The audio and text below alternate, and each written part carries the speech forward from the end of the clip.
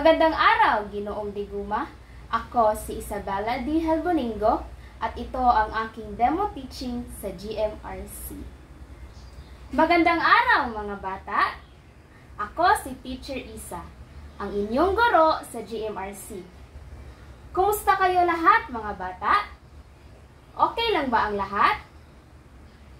Kayo ba excited na sa ating talakayan ngayon?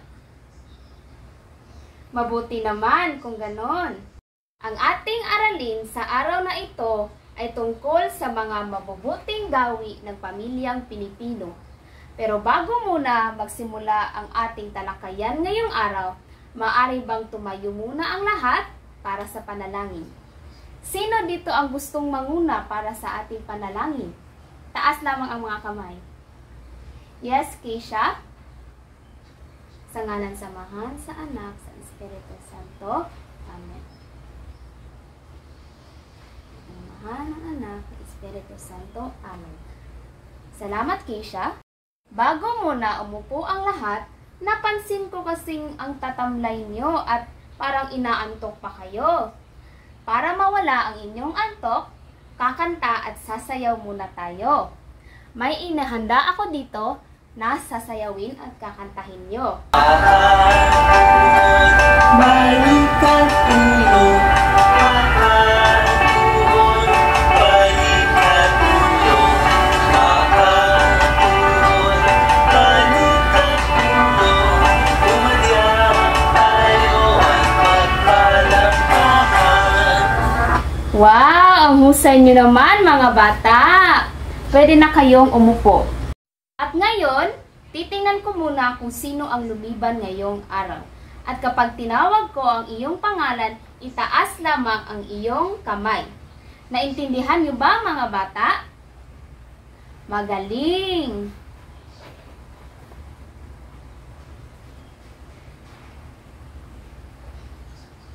At walang lumiban ngayong araw. Mabuti naman walang umabsent. Sa aralin na ito, pag-aaralan natin ang mga mabubuting gawi ng pamilyang Pilipino. Pero bago muna ang lahat, heto muna ang mga layunin na dapat natin makamit pagkatapos ng ating talakayan. Sa aralin na ito, kayo ay inaasahan na iisa-isa ang mga mabuting gawi ng pamilyang Pilipino. Ikalawa, natutuklasan na ang mga mabuting gawi ng pamilyang Pilipino ay nakakatulong sa kaayusan ng pamilya. Ikatlo, na ipapahayag ang sariling paraan ng mga mabuting gawi ng pamilyang Pilipino at ang halimbawa nito ay ang paggamit ng magalang na pananalita, magiliw na pakikitungo. Pero bago muna tayo tumuloy sa ating talakayan, meron akong inihanda dito na mga larawan. Tingnan nyo ito ng mabuti at sabihin nyo kung ano ang nasa larawan. Kung gusto nyong sumagot, itaas lamang ang inyong mga kamay. Naintindihan nyo ba mga bata? Magaling mga bata! Una, ano kaya ang nasa larawan? O ano kaya ang ibig sabihin ng nasa larawan? Yes, Carlo! Tama! Ang nasa larawan ay pinapakita nito ang pagdarasal bago kumain ang pamilya. Ikalawang larawan, ano kaya ang ipinapakita nito o ano kaya ang ibig sabihin nito? Yes, angel! Tama! Ang larawan na ito ay ipinapakita ng ang pagmamano sa nakakatanda. Ikatlo, ano kaya ang nasa larawan? Yes, Jasmine. Tama! Ang nasa larawan ay ang pagsisimba tuwing linggo. Ikaapat na larawan. Ano kaya ang nasa larawan? Yes, Gail. Tama! Ang nasa larawan ay ang pagtulong sa mga miyembro ng pamilya sa paglilinis ng tahanan. Ikalimang larawan. Ano kaya ang nasa larawan? Yes, Jillian. Tama! Ang nasa larawan na ito ay ang pag-aalaga sa nakakatandang miyembro ng pamilya. Magaling mga bata! Bigyan nyo ang inyong mga sarili ng 3 palakpak. 1, 2, 3. Magaling mga bata! Ngayon ay dumako na tayo sa ating aralin. Ang paksa na pag-aaralan natin ngayon ay tungkol sa mabuting gawi. Sa tingin nyo, ano kaya ang mabuting gawi? Yes, Kiara. Tama! Ang mabuting gawi, ito ay tumutukoy sa positibong pag-uugali na asal na nagpapakita ng respeto, malasakit at pagmamahal sa loob ng pamilya. Ito ang naging pundasyon ng pagkakaisa at kaayusan sa bawat tahanan. Kapag sinabi nating mabuting gawi, ito ay tumutukoy sa positibong kaugalian at kilos na ginagawa ng bawat miyembro sa pamilya upang mapanatili ang pagmamahalan, pagkakaisa at kaayusan sa tahanan. Ito ang mga gawi na naging gabay natin sa tamang asal sa ating pamilya. Nauunawaan nyo ba mga bata? Magaling mga bata!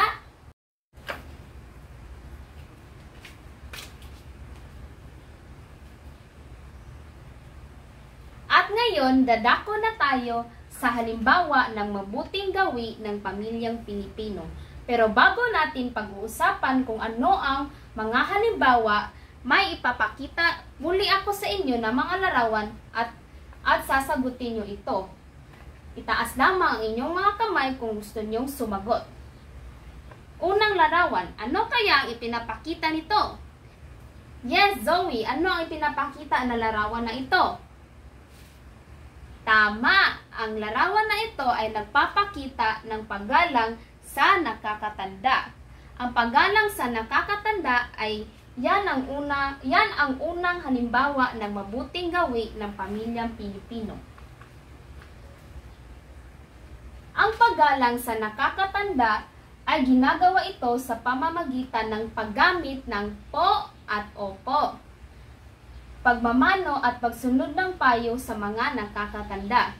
May tanong ako mga bata, ginagawa niyo rin ba ito sa mga nakakatanda or mga lola at lolo nyo? Gumagamit ba kayo ng po at opo? Wow, magaling mga bata.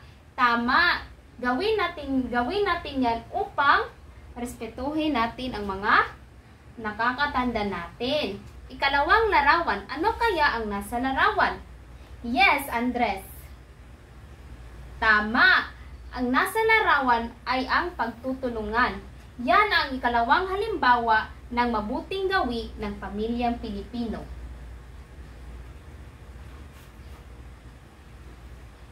Ang pagtutulungan ay sama-samang paggawa ng mga gawaing bahay tulad ng paglilinis, pagluluto, o pag-aalaga ng kapatid.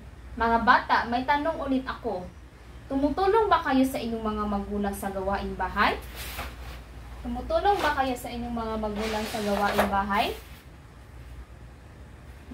Magaling mga bata. Naglilinis ba kayo sa inyong kwarto o naglilinis ba kayo sa inyong bahay? Magaling. Yan, nagpapakita talaga na may mabuting gawi talaga kayo. Ikatlong larawan. Ano kaya sa tingin nyo ang nasa ikatlong larawan? Yes, Bella. Tama. Ang ikatlong larawan ay nagpapakita ng pagkakaroon ng panahon para sa isa't isa. Itong ikatlong larawan ay halimbawa ng mabuting gawi ng pamilyang Pilipino o ang pagkakaroon ng panahon para sa isa't isa. Mga bata, sa tingin nyo, ano kaya ang pagkakaroon ng panahon para sa isa't isa? Yes, Kiefer. Tama. Ang pagkakaroon ng panahon para sa isa't isa ay sabay-sabay na pagkain o mga aktibidad o simpleng pakikipag-usap sa inyong mga pamilya.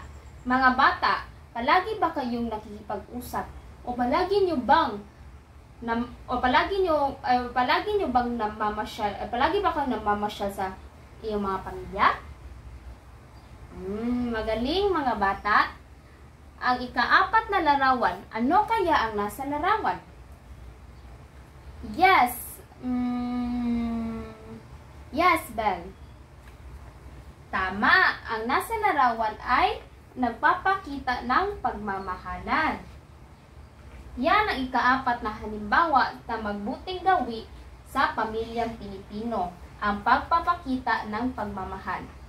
Sa pamamagitan ng pagsabi ng mahal kita, pagsasabi na o pagbibigay ng suporta at pag-aalaga sa isa't isa. Mga bata, palagi niyo bang sinasabihan ng iyong mama at papa ng mama, mahal kita, papa, mahal kita? Palagi niyo bang sinasabi yan? Magaling mga bata. Ang huling halimbawa ng mabuting gawi ng pamilyang Pilipino ay ang pagdarasal ng sama-sama.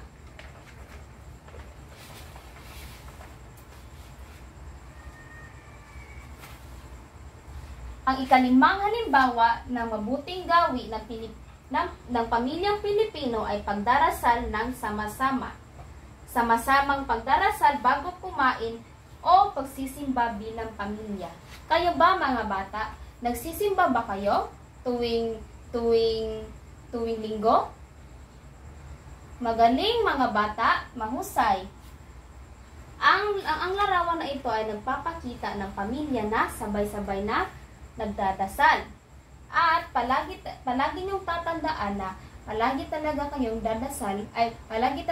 magdadasal para gabayan kayo ng ating Panginoong Diyos.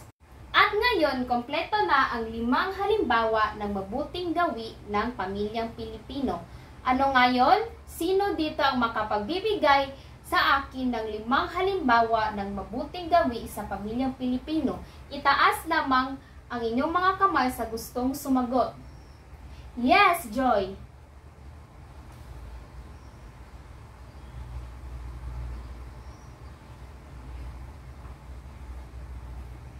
Tama! Yan ang 5 halimbawa ng mabuting gawi sa pamilyang Pilipino. Muli, ang 5 halimbawa ng mabuting gawi ng pamilyang Pilipino ay una ay ang paggalang sa nakakatanda. Ikalawa, pagtutulungan. Ikatlo, pagkakaroon ng panahon para sa isa't isa. Pang-4, pagpapakita ng pagmamahalan. At ikalima ay ang pagdarasal ng sama-sama. Nauunawaan ba mga bata? Magaling mga bata! Ngayon ay dadako na tayo sa inyong pagsasanay. Handa na ba kayo mga bata? Handa na! Panuto. Itaas lamang ang inyong mga kamay sa gustong sumagot. At sasabihin nyo lang o ang sasagutin nyo lang ay ang tama o mali. Muli, itaas lamang ang inyong mga kamay sa gustong sumagot.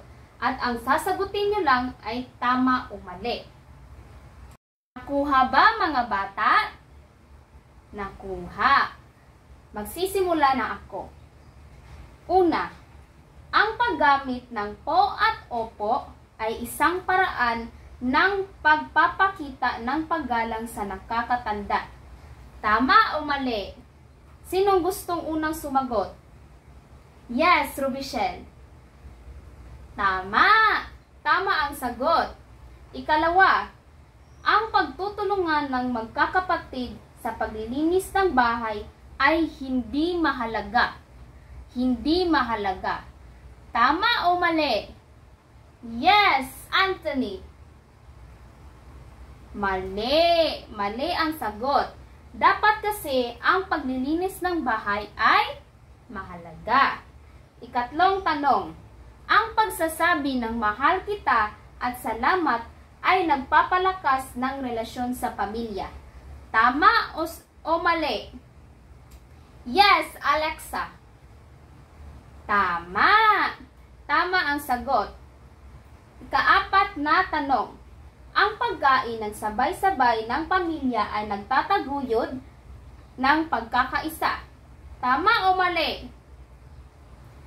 Yes, David. Tama.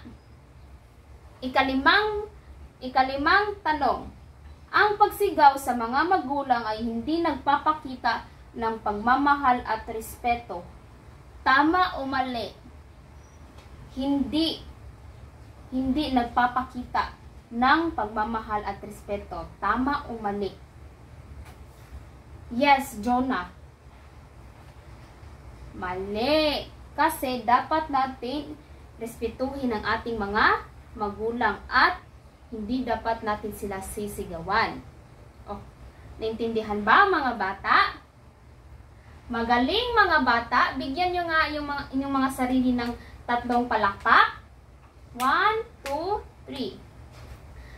Ito talaga nagpapatunay na nakikinig talaga kayo. Mahusay mga bata! Dadako na tayo sa inyong takdang aralin. Para sa inyong takdang aralin, nais kong magdala kayo ng isang larawan ng inyong pamilya kung saan ginagawa ninyo ang isa sa mga mabuting gawi ng pamilyang Pilipino. Kasama nito, magsulat kayo sa 3 o 5 pangungusap na nagpapaliwanag kung bakit mahalaga ang gawain ito sa pamilya. Ipapasa ito sa susunod na klase. Nauunawaan ba mga bata? Nakuha niyo ba kung ano ang takdang aralin natin ngayon? May mga katanungan ba? Yes, Arnie, may tanong ka? Ipapasa ito sa susunod na klase. Tandaan niyo mga bata na ang mabuting gawi, ito ay tumutukoy sa mga positibo at mabuting kaugalian na ginagawa natin araw-araw. Ang mga ito ay hindi lamang basta-basta na mga aksyon, kundi mga gawain na nagpapakita ng respeto, malasakit at pagmamahal sa ating kapamilya.